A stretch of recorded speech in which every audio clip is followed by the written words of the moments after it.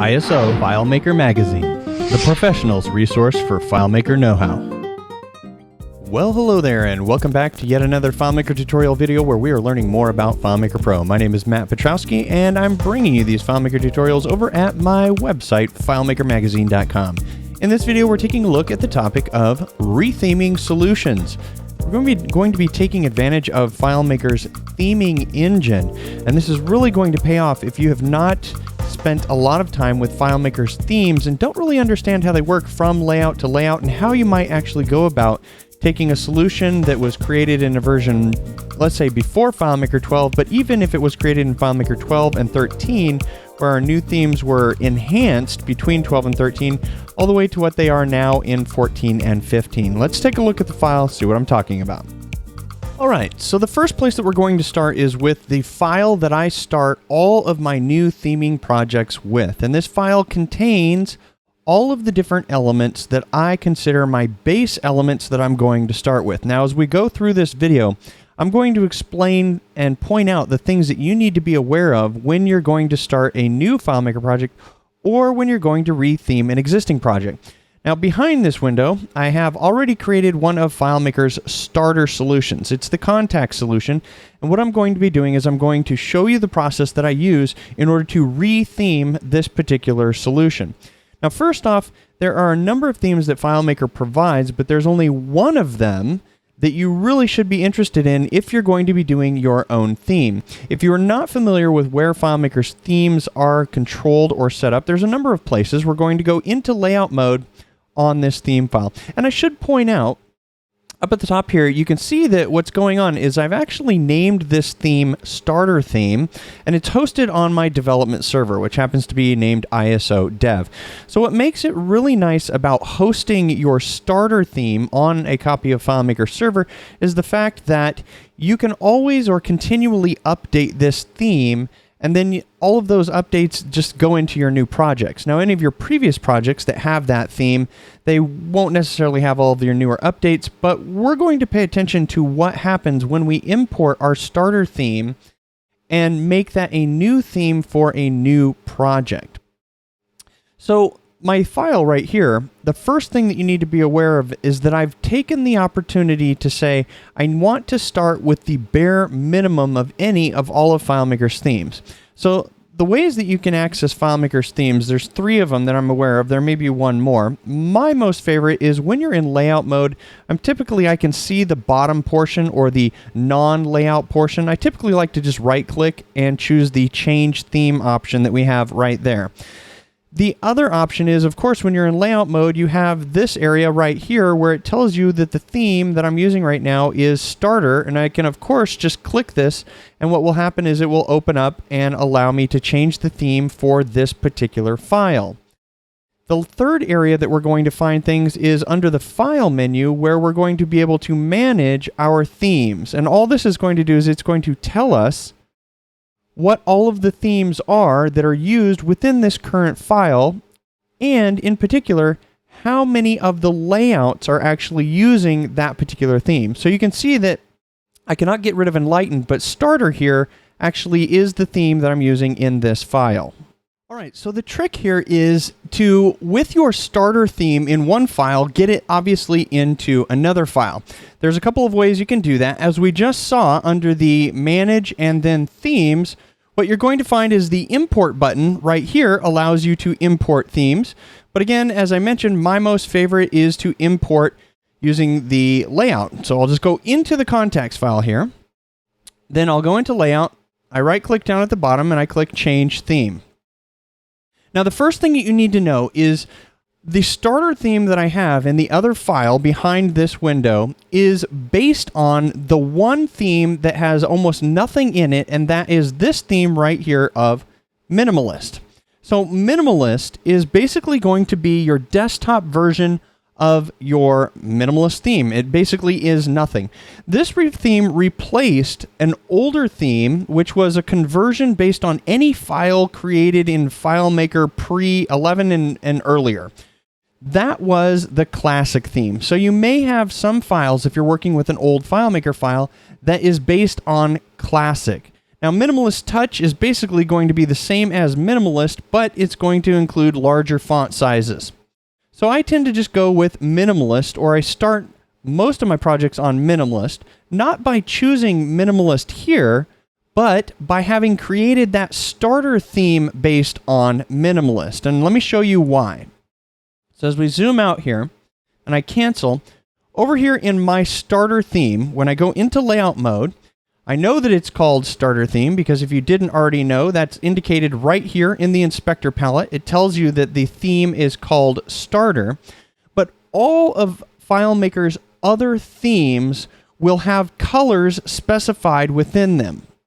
So when you select on the color object right here, what you're going to see is in this area, all of FileMaker, this came in FileMaker 14, but FileMaker 14 and 15 now has this custom palette right here. Now it's limited in terms of the fact that you can't grow it, you can't go larger than it is wide right here, but all of the colors that get added to this individual theme here in the middle, FileMaker approximates and creates the darker version and then a lighter variant of whatever color is in the middle. You can only control the colors in the middle on the theme. But the one theme that has no colors in it is Minimalist. And for this reason, that's how I like to start with things. So what I've done here is I first created a blank empty file. Then from that blank empty file, I right-clicked down at the bottom, went to change theme, and I changed it from Enlightened, which is what almost every FileMaker file starts with, and then I set it to Minimalist. In fact, you can see that the custom themes right here, Minimalist, as I started to evolve this theme, I simply saved the previous embedded Minimalist theme as a new Minimalist theme, and it made it into a custom theme. So I have two themes named Minimalist. The one that's embedded under Basic, and then also the Minimalist that I saved as I was making changes. It was at that point that I told myself, I need my own starter theme, and I saved it as a starter theme. Now here's the key thing about FileMaker's themes. Behind the scenes, each theme has its own unique internal ID. Beyond that, all of the objects that are custom styles beyond the default styles also have their own unique IDs. So whenever you're going to go from your starter theme, which includes all of your base elements, and import that into a new file, you typically want to save that theme as a new theme so that it gets its own new UID internally. And we'll take a look at that, because in most cases, once you've started with your starter theme, you're not going to continue to work with that same theme maintaining its same ID. And we'll take a look at that here really quickly.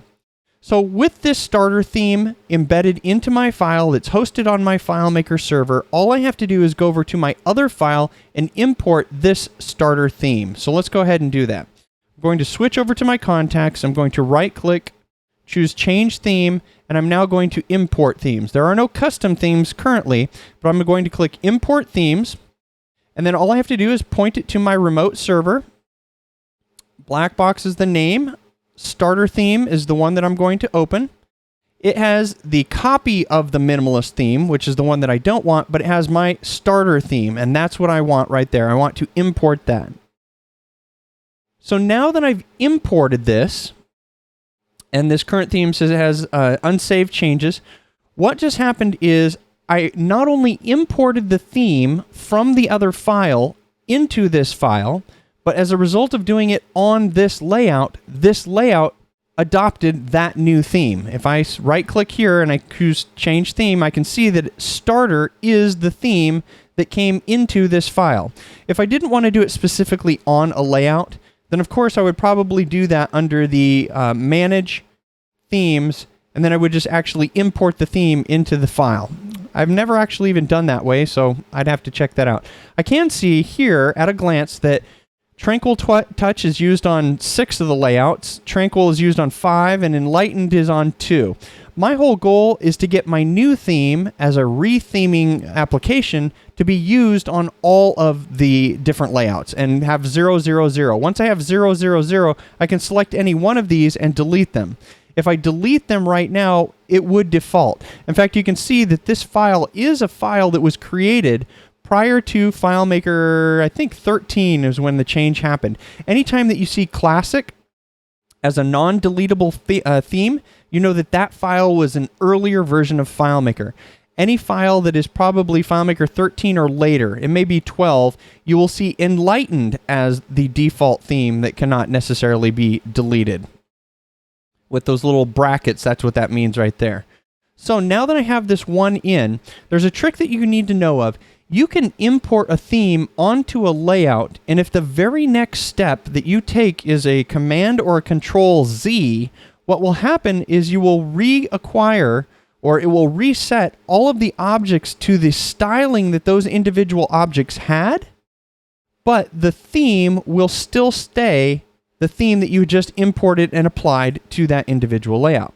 Now, if you don't know, themes are applied on a layout by layout basis. Each layout can have its own theme.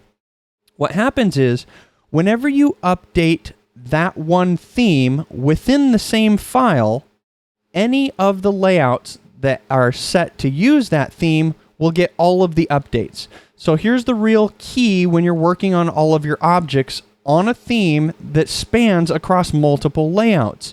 You want to make sure that you do not make changes in more than one layout at a time, and you save and update the theme itself while you are in that layout.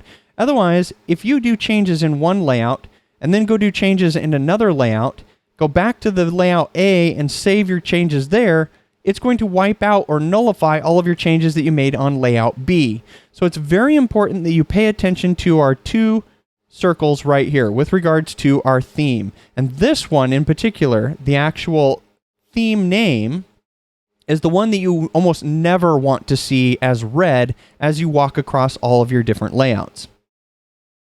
So here's how I would go about this. Now that I've got my theme imported, my whole goal is to basically replicate my starter theme into my new file or my existing file. So I'm going to go into Manage Layouts, and the very first thing that I do is I create a new layout, and I simply call that new layout Theme.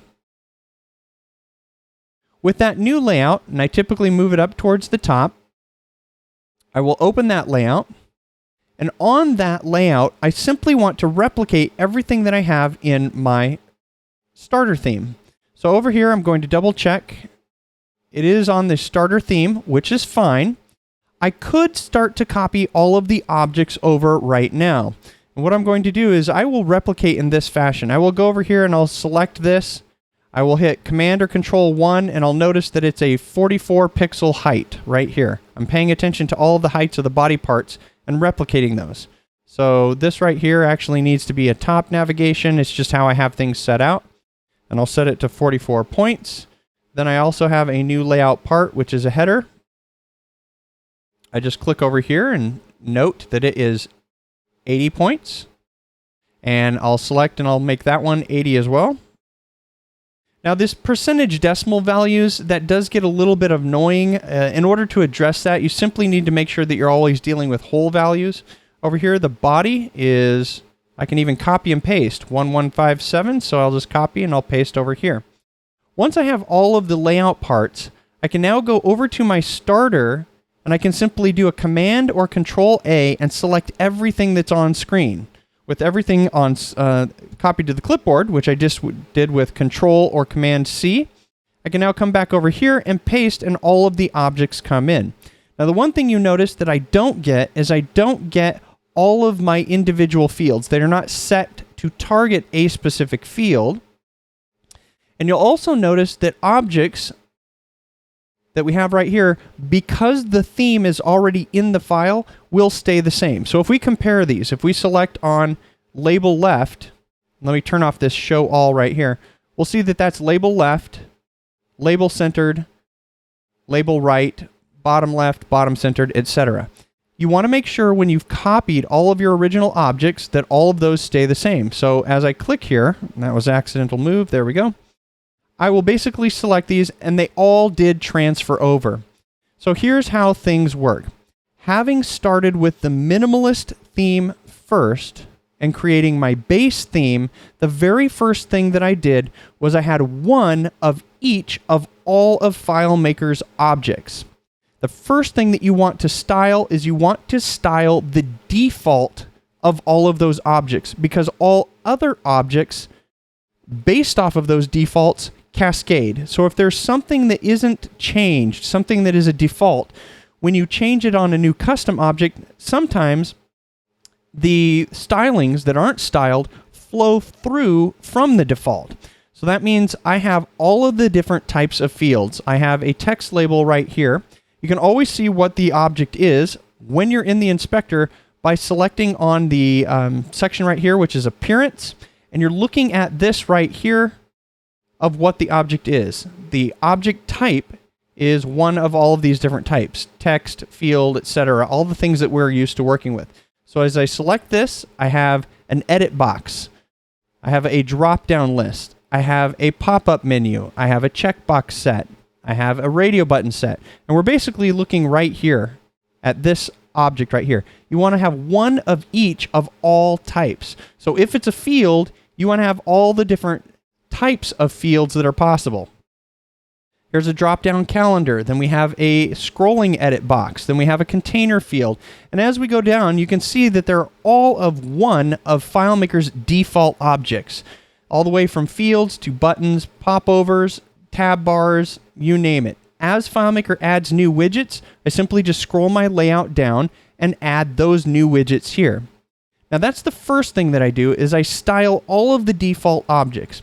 Now in this particular theme, you can see right here that I've given myself a note. This whole theme, I've decided what grid I want to use. I'm using a major of 128 and then a minor of 32, 16, 8, and 4. In other words, on the grid setting, which you find under the position area of the inspector, down here at the bottom, when you turn on Show Grid and Snap to Grid, in this theme, I have designated a major grid of 128, but I'm constantly changing the minor grid in between the 32, 16, 8, and 4, just because it allows me to align things based on what it is that I'm aligning. I rarely keep these at the same value, or at least the minor grid, for the whole duration of while I work on my designs when I'm working within FileMaker. I am oftentimes changing this based on what I'm actually working on. So, what I need to do is, now that I've imported this whole theme with all of the objects and their individual styles, I now need to save this theme as the theme for the project that I'm working on. Remember, I don't want to keep this as the starter theme, because the starter theme itself is simply going to have the same internal ID as my starter right here. Now, overall, that wouldn't be that big of a deal for them to have the same ID. But if I'm going to spread this same theme into other files, I don't want to have any potential for conflicts. So that means I need to rename or save this theme as a new theme specific to the project that I'm working on. So let's say that this particular project is a big company project. What I'm going to do is I'm going to go to the themes, and then I'm going to choose this option of Save as New Theme. Now you can see that I can't do it right now, and that's because I don't have anything that has been modified from the time that I actually imported this as the starter theme. How do you modify it? Well, you simply start to modify your default objects. I can see right here that what I do need to do is I need to scroll this out so that we can see many more objects. There we go. It's pretty far out right there. Scroll back over. So this is where you start to set all of your standards. The standards of how you're going to not only name things, but also what you're going to set in terms of what are the base minimum things that I want to have in my theme that I can just choose from, knowing that in the rest of my design, I'm always going to be adding to and enhancing that. Well, you can see that I had started with a base font of Avenir. Now, Avenir works great for a mobile solution, but maybe it doesn't work so well for a hybrid solution that's going to work across Mac, Windows, and on your mobile. In that case, maybe Helvetica New would a little bit better, because Helvetica New will look good on iOS. It'll look great on the Macintosh because it has the font installed. And if the font is not available on something like Windows, it will default to Arial. The only problem that you have in that situation is you always need to make sure that your text boxes, your fields, and all of your objects are sized large enough so that your font differences between, let's say, Helvetica and Arial actually come out so that they're okay, because Arial may be wider, so you need a little bit more extra space, or Helvetica may be taller, so you need more space vertically. That really is dependent on previewing your design in all of the different places that you can. So the next thing that we're going to talk about is actually making the changes to the individual objects, which objects I focus on, and then saving that as my new theme. All right, so now let's get into some of the conventions that I use, how I've named things, how I approach the theme as a whole. In all honesty, the way that I theme from one file to the next really depends on the scale and scope of the file, and my naming convention reflects that. If I know it's going to be a super complex file, then the naming convention becomes a little bit more pedantic, a little bit more specific. If I'm going to be just doing a very simple, straightforward file, then many times I find that I can work with all of my base or my starter naming conventions in terms of how I named things. Now, there's two ways that I name things. I name things either according to their use, or I name things according to what they are. And I'll explain the difference here.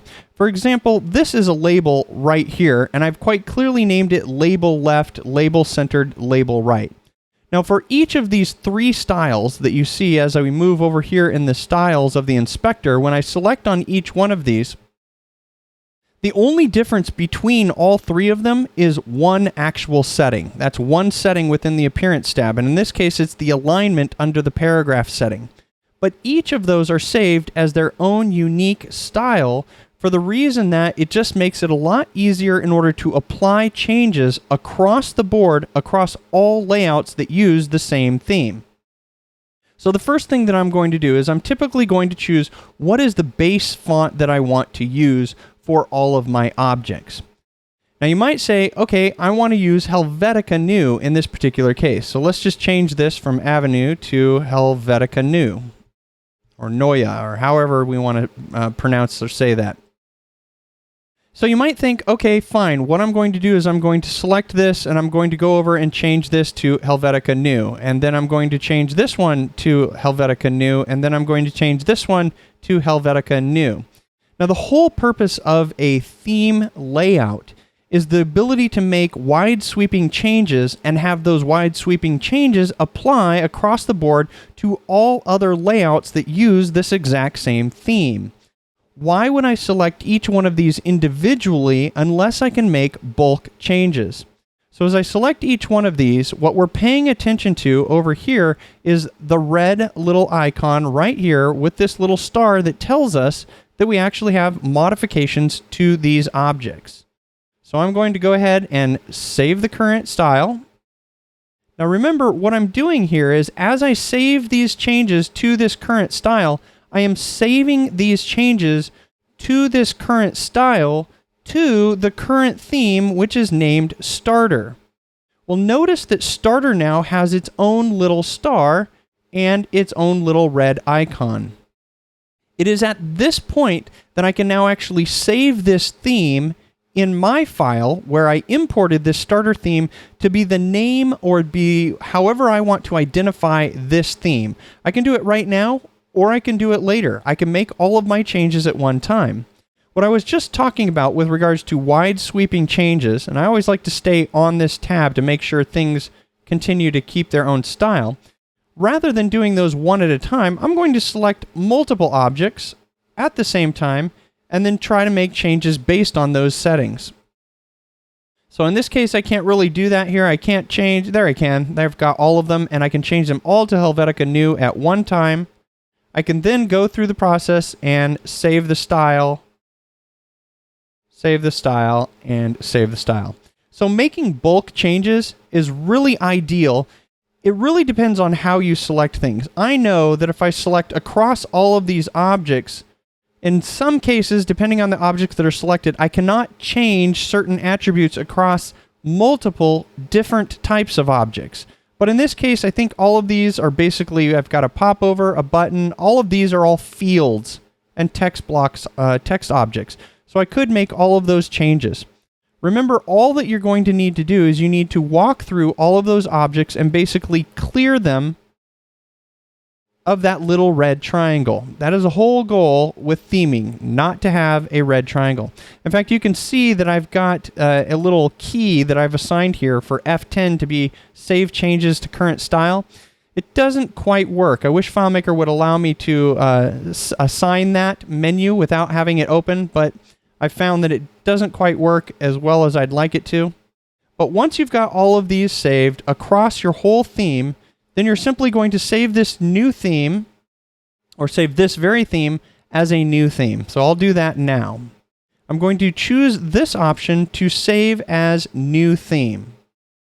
Now remember, at this stage of the game, the only thing I've done is I've imported my starter theme into the file, into a layout.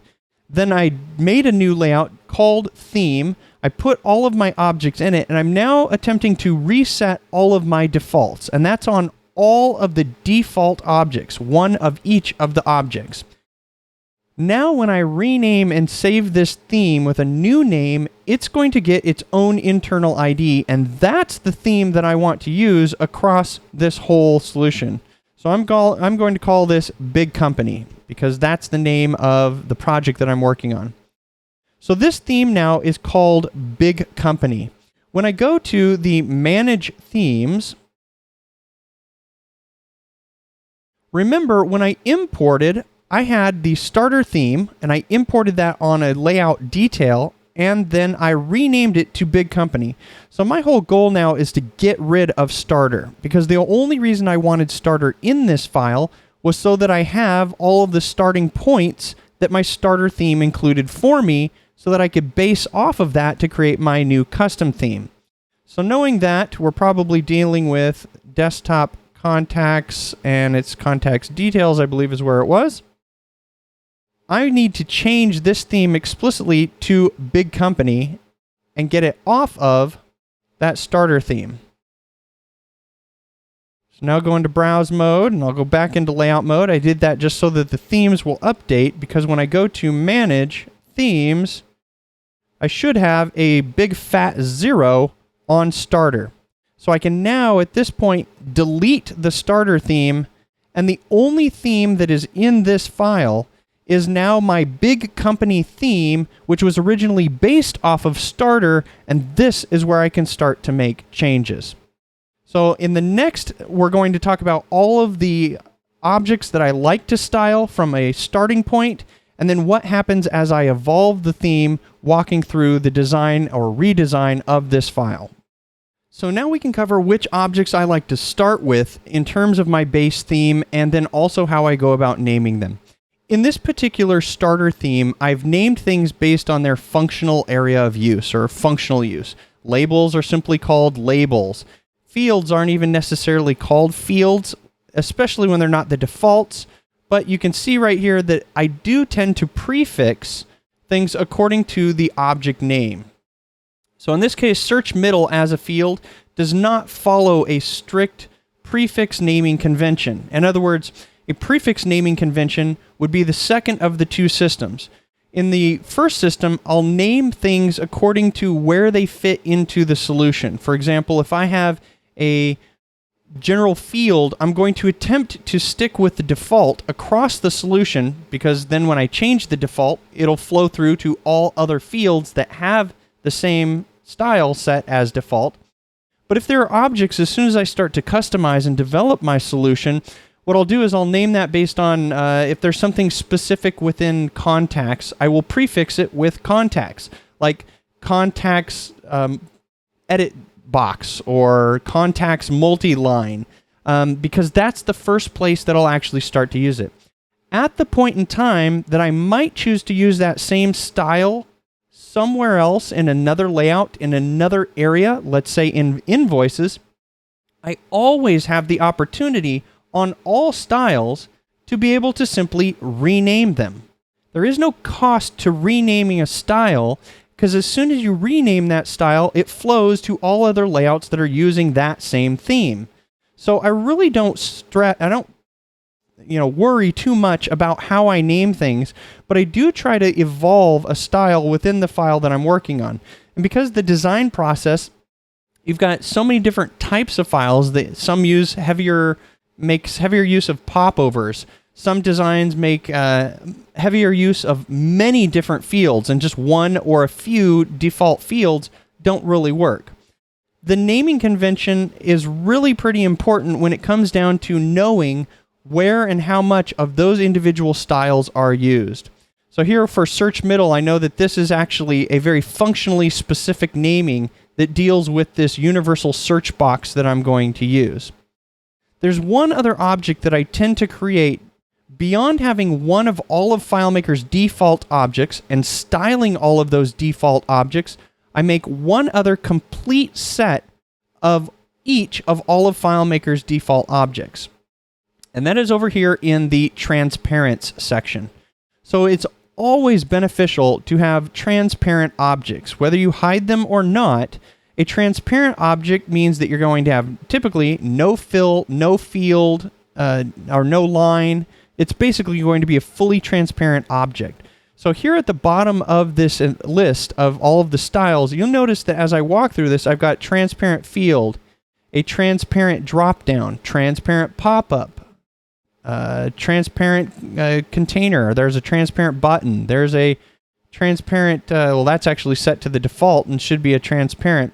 Basically, I want to have a transparent version of everything. And simply, I can't name all of those objects just simply transparent. So I tend to call them whatever they are. Transparent button bar, or bar for short, transparent tabs, transparent web viewer, transparent portals. That's a transparent button. There's a transparent portal right there. I think you get the idea. Having a transparent version of all of the default versions is a great way to start out with, because you ultimately end up creating one of all of those as it is. Once you start working on your design, that's when you start extrapolating and expanding out with your naming conventions of all of your new objects. I tend to have labels as a section where I'm always going to have some type of labels somewhere. I have some default objects like this particular search widget. I tend to have a collection of buttons that include icons, those that do not include icons, some with the icon left and some with the icon right. I will have square versions and sometimes rounded versions. When it comes to fonts, I will typically work within this framework. The normal font is whatever the base size is that you want to work with. So as I select this font normal and select on the appearance, you'll notice that in this case, I'm working with pretty much a mobile design because my normal font is set for an 18-point value. Helvetica New. From there, that's when I go either up or down, bigger or smaller. So from font normal, you can see that I go to font big, font bigger, and then font biggest. In fact, I can see on all of these, they have not yet been set to Helvetica New, which I just did right there, and I'll select multiple here and change those to Helvetica New. That's how I pretty much work with my fonts. Now, I do use other names other than font big, font small, font normal, but you'll notice that in my theme here, what makes this really handy is that when I go to this theme layout, not only can I see what the object is, but I name the object respective of the style that the name of the style that I've set. So here in the text, the literal text in this object, if I'm going to name the style font normal, then I put the name of that style within the text block. Here with multi-line text, the first line, multi-line text. So I know that this style right here is called button primary because when I select on it, button primary is what I named of the style. It's a direct correspondence, a one-to-one, button icon right. Coming onto this layout is a very great way to visually see exactly what I'm getting when I'm dealing with all of my styles because all of the names are right here in front of me. Also, here's a great thing that deals with typography. A lot of developers don't necessarily deal with the kerning, or not the kerning, the line spacing between objects of what happens to fonts when they wrap. So this is an important one. What I'll do is down here at the bottom in the paragraph section of the text, you're going to see line spacing right here. The line spacing height value is something that you want to change on all of your default styles that you set within your theme. So in this case, switching to Helvetica New, I can see that if this font hits the end and wraps, a 0.6 is not necessarily going to work for this particular font. Let's go to a 0.8, and we give it a little bit more room. So with all of the sizes, what I will do is I will drag them and make sure that they actually are going to wrap and have a font size that's respective of what's going to happen to the text if the text doesn't completely fill in the box. And I do that for each one of these, adjusting them so that any multi-line wrapping looks really nice. So ultimately our whole goal is once we've got the theme into our file, our whole goal is to be able to cycle across all of these objects and not see one modification.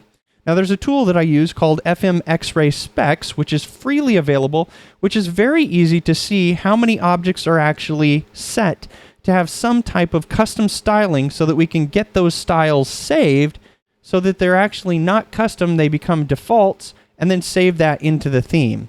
That's easily done by selecting all, copying, going over to FMXray Specs, and then pasting that in. That, of course, is a Mac-only solution. So when it comes to Windows and Mac, about the only thing that you can really do is with nothing selected, simply start to hit the Tab key. And what we're going to do is we're going to watch this little box right here as we tab through all of our objects. And you can hold it down and go pretty fast. In fact, if you hold it, I can see where I hit a couple of those. See, I'm holding it. You can see that as I'm holding it, the layout's going crazy, and it's cycling through all of the objects. But I can see that red actually flashing on screen. So once it gets to a red area right there, what I'm going to do is I'm going to back it off, or I'm going to go back through the objects. And you can do this with the Shift key. I'm holding down the Tab key, but you can hold down the Shift key, and it'll do a reverse. So all of these styles, these transparents that I actually changed, I would save those styles until I had all of those individual styles so that there were no more red triangles, and then I would save the changes to the theme. At this point, I can now go start to work on the rest of my redesign in my solution. That is working on the actual layouts and making the modifications that I need to make. As I work on the individual layouts, if there are objects that I sort of determine need to be part of my base theme or need to be part of this particular template, I will copy those from that layout and then bring them in.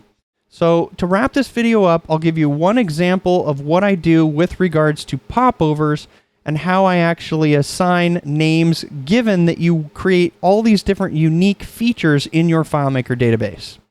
All right, so we're about to wrap this video up, but just before we do that, I wanted to show you the FMXray Specs, which I've shown on previous videos, but it really is a pretty handy tool in terms of understanding what's going on behind the scenes.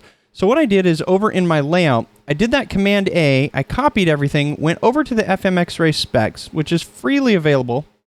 Thanks to Dave Ramsey, it's just an awesome tool for being able to inspect things based on the theme. I made my selection from this menu, which originally will be one of these other items, but I scrolled down to the Themes area, and once I was in the Themes area, I can now see out of everything that I copied to the clipboard, how many of these objects have their styles overridden. My whole goal, this is the same thing as cycling through and having no red circles. These are all objects that have been had their styles overridden. You can see it's a very small percentage of them being overridden, usually just a left or a right or an alignment, just in order to get those styles all squared up. Well, I would need to clear those out myself. You can actually, as you hover over, you can see that it even shows you what the override is. In this case, it's an 18 point and the alignment has been changed from center. In fact, this is the CSS that's behind the scenes that's actually used. In this case, I changed the font family on the normal object. It's really pretty interesting to see how all of this stuff works. But the great thing about FMXray Specs is that it tells you, see, here is the name of the theme itself. It is com.filemaker.theme.custom, and then there's the UUID. This is the internal UUID that identifies this specific theme. So if I was to import this from one file to another, what gets imported is this actual value, the UUID specific to this theme. So that's why I don't want to import starter and then be able to re-import it on top of itself, because when you do that working across files, you can have a lot of things that are overridden. So you want to get that starter theme ID changed to a new unique ID specific to your actual file.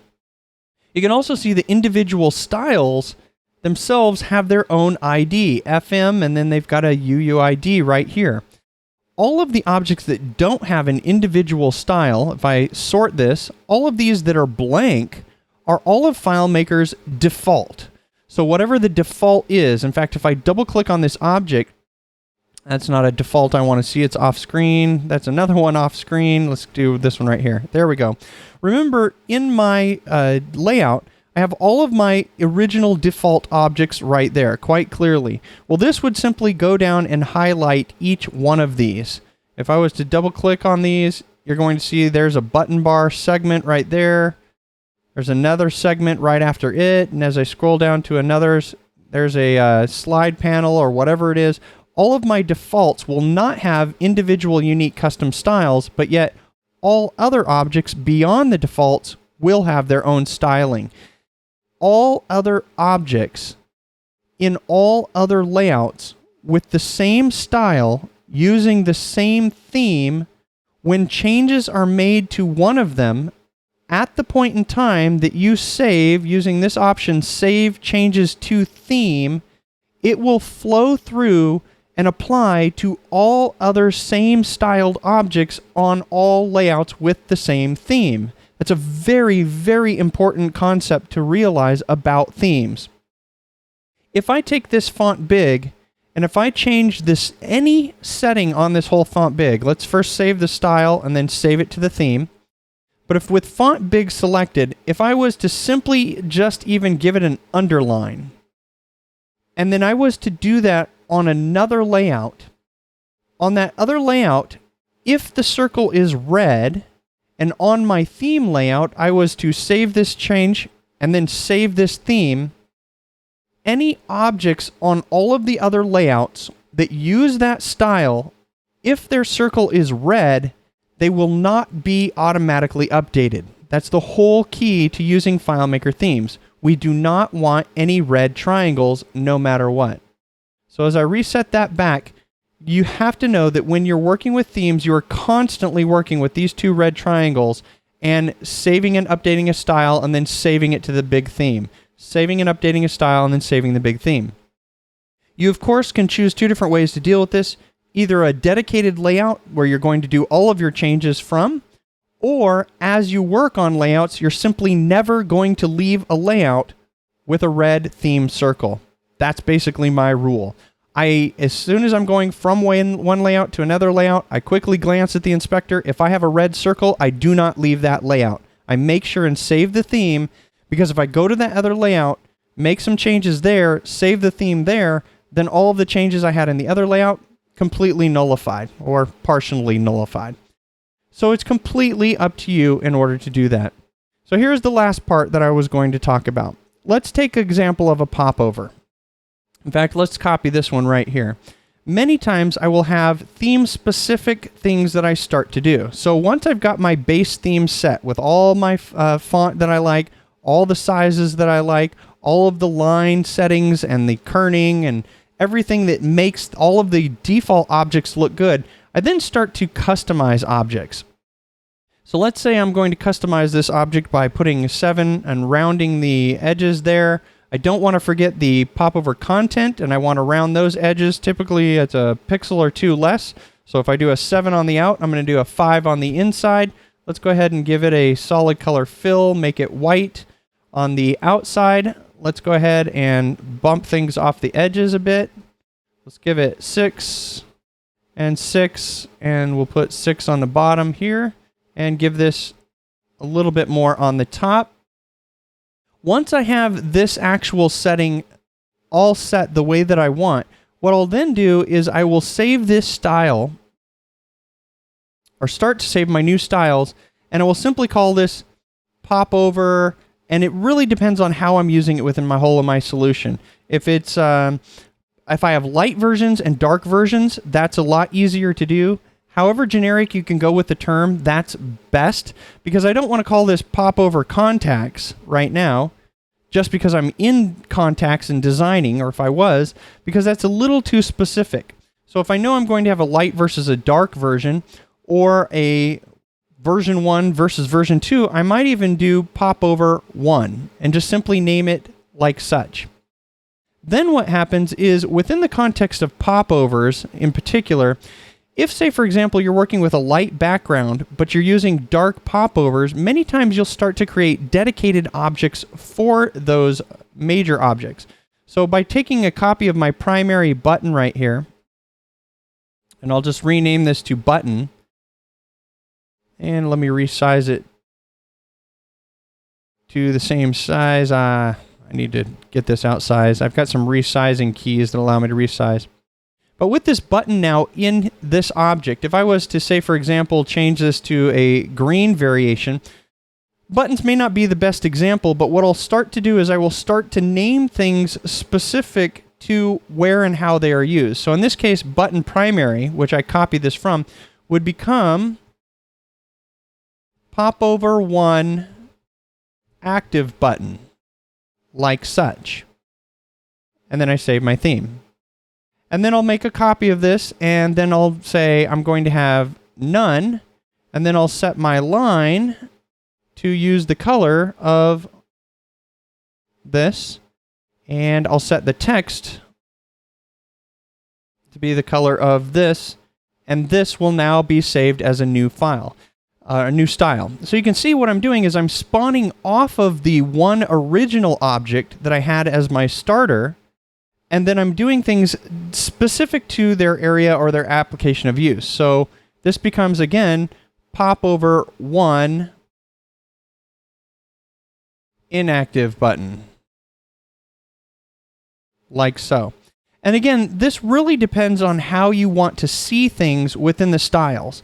So now that I've styled my popover, called it Popover 1, and I have Popover 1 active button and Popover 1 inactive button, if I wanted to rename these, I could by using the prefix first. I could say button Popover 1 inactive or button inactive Popover 1. It really depends on how you want to see things when you're looking at things in this list. Looking at things in the styles list is what becomes so important when you're dealing with a solution that grows. You want to be able to see things grouped together. That's primarily why I treat the enclosing object as the prefix for a lot of things that tend to be specific to that object. So you can see right here within the popover, I can see that as I select within the popover, I know I'm dealing with Popover 1 as a style, but I can quickly scan for what I have available. I have a Popover 1 active and a Popover 1 inactive. So that prefix and how you use it is an important aspect of how you name all of your different objects once you've just started to spawn off of all of the defaults that you've created in your primary theme. All right, so let's wrap things up and show you one last thing. So what happens when you need to start to clean up your theme? Because it's inevitable that things start to get out of control with all of the different names, especially if you're naming objects or new styles just based on one simple change, whether it's aligned left or aligned right or whatever. Well, let's watch what happens when we delete an object. With this object selected, and the object doesn't have to necessarily be selected. In fact, with the inactive selected here, I'll simply select the one above it, the active version, and I'll simply delete the style. As you would expect, what happens when you delete the style is the object has to fall back to FileMaker's default. And that's exactly what it does. It's going to default to whatever you have set in your defaults. So it's always a good idea to style all of your defaults first. Make sure that they look good according to what you want to have in your theme, and then style things on forward from that point. You also, of course, can have access to, within the color section, You will be able to set all of your own default colors because your starter is based off of minimalist. There's no colors in here that are predetermined, and it really is a great way to start either a theming project from the get-go or a reskinning or a retheming of an existing solution with the attempt of walking across all of the different layouts and applying your one master theme, with your goal being no red triangles. That is ultimately the whole goal. So I hope throughout the course of this video you've been able to get a better sense of what you can do with FileMaker, at least in regards to themes. As always, I would like to wish you much luck with your own FileMaker development, and until next time, happy FileMaking. We hope you've enjoyed this video tutorial, and we'd like to say thank you for your subscription and your support. If you're not already a subscriber, head on over to www.filemakermagazine.com/subscribe for more information about the benefits of joining.